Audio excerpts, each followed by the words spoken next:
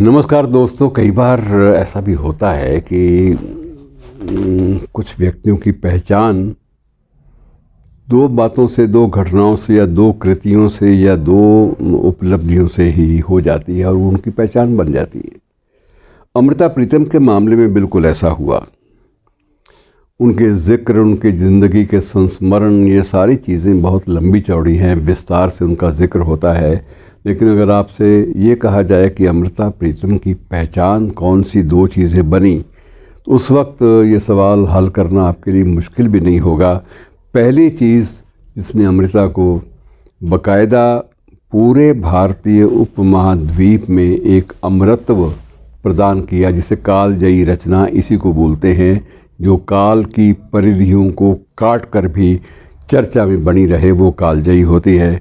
और वो कालजयी रचना थी अज आखां वारिस शाह नूं कितों कबरां विचों बोल, अज ओस किताबे इश्क दा कोई अगला वर्का फूल। तो लंबी कविता है, कई बार हम पहले शायद कर भी चुके होंगे। बहरहाल उसका जिक्र इसलिए कि ये नज़्म जो है, ये कविता है, उसकी पहचान बन गई।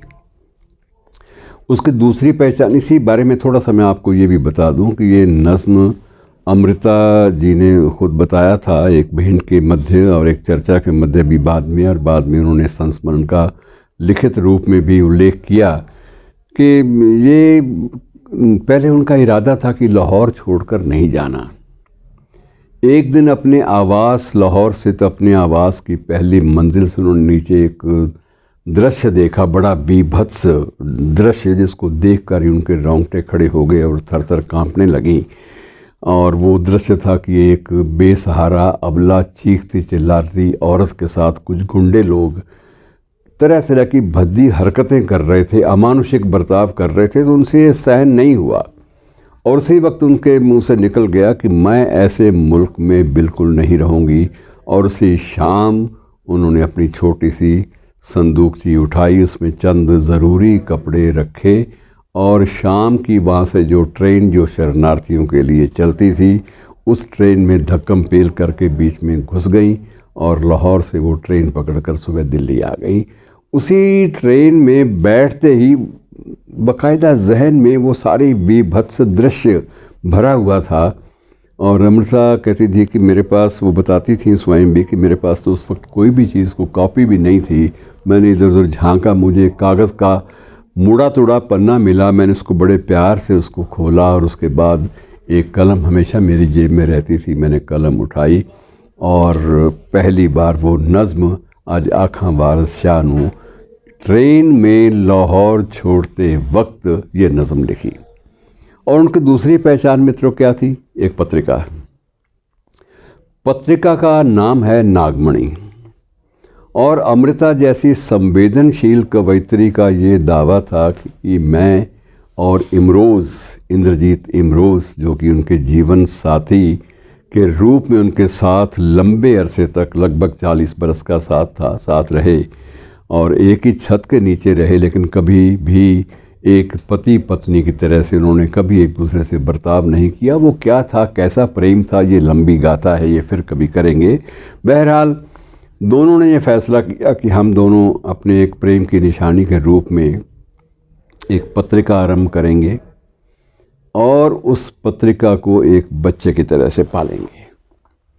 और ये पत्रिका नागमणि के नाम से आरंभ की गई और 33 बरस तक लगातार ये पत्रिका चलती रही। 1966 में, वर्ष 1966 में इसका पहला अंक आया था और उस वक्त उसकी प्रस्तुति को देखकर ही नए और पुराने दोनों वर्गों के लेखकों के मन में एक तड़प होती थी कि किसी तरह इस पत्रिका में एक बार छप जाया जाए। समझते थे कि इस पत्रिका में छपने के बाद हमारा जो है ना, ये हमारी पहचान, हमारा परिचय पूरे पंजाबी जगत में, पंजाबी साहित्यिक जगत में हमारी पहचान, हमारा परिचय वो प्रचारित हो जाएगा और लोग हमें पढ़ना आरंभ कर देंगे। अगर हमारे में दम हुआ तो हमें ज़रूर लोकप्रियता और हमारा सही जो स्थान है वो मिल जाएगा। अमृता का और इमरोज़ का एक ही दावा था, प्यार भरा, कि हम एक ऐसी पत्रिका निकाल रहे हैं जिस पत्रिका को कोई भी रद्दी में नहीं बेचना चाहेगा।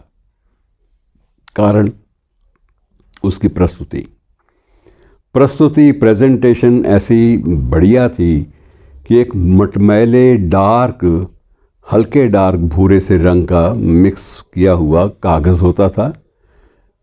डार्क ही, लाइट डार्क आप कह सकते हैं, शेड वाला कागज़, मोटा कागज़, और उसके ऊपर गहरे काले रंग की ही प्रिंटिंग।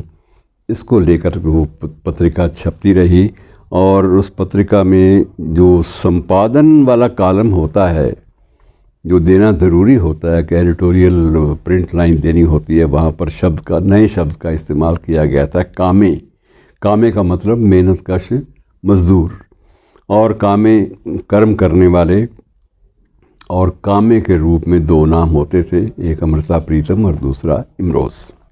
जब कोई रचना छपती थी तो सबसे पहली बात यह कि उसकी रचना जब पहुंचती नागमणि के कार्यालय में, हौस खास में, दफ्तर था घर में ही, वहाँ पहुंचती 3 दिन के अंदर ही उस कवि, साहित्यकार या लेखक या समीक्षक को उसका उत्तर भी भेज दिया जाता कि तुम्हारी ये रचना इस अंक में छपेगी और इसमें ये मोटे तौर पर एक आध पंक्ति उसके पक्ष में क्यों छप रही है, और एक आध पंक्ति इसमें कि अगर ये पात्र ऐसा होता तो और भी अच्छा होता। ये 3-4 पंक्तियाँ पोस्ट कार्ड पर लिखकर अमृता स्वयं अपने हाथ से हस्ताक्षर करके हर लेखक के पास उसकी रचना प्राप्त होने के 3 दिन के भीतर ही उत्तर भेज देती थी, और इससे हर पाठक को लगता था कि ये तो बड़ी गज़ब की बात है। और मित्रों, धीरे धीरे उसमें बहुत सारे लोग जुड़े और बहुत सारे लोगों ने उसमें छपने वालों को अमृता के दरबारी भी कह डाला, लेकिन या कुछ लोगों ने उसको रोमानियत का एक झंडा कह डाला। लेकिन सब बातों के बावजूद उसमें छपने के लिए भारत और पाकिस्तान दोनों देशों के पंजाबी साहित्यकारों में एक होड़ लगी रहती थी, और ये 36 साल तक ये पत्रिका छपती रही, 32 साल तक। और उसके बाद जब अमृता उन दिनों बीमार पड़ गई गंभीर रूप से, तब दोनों ने फैसला किया कि अब इस बच्चे की परवरिश, बच्चा जवान हो चुका है, अब इसकी परवरिश हमसे हो नहीं पाएगी, और उसको बंद करने का फ़ैसला किया गया। और बंद करने के बाद दोनों ने अपने बयान में बताया भी कि हम लोग 6-7 दिन तक ढंग से खाना भी नहीं खा पाए, इतनी उदासी का आलम रहा, लेकिन एक उपलब्धि का एक सुख भरा एहसास भी मन में रहा कि हमने जो भी किया वो अपनी पूरी शिद्दत और मोहब्बत की शिद्दत के साथ और अदब के प्रति समर्पण भाव के साथ किया। शुक्रिया।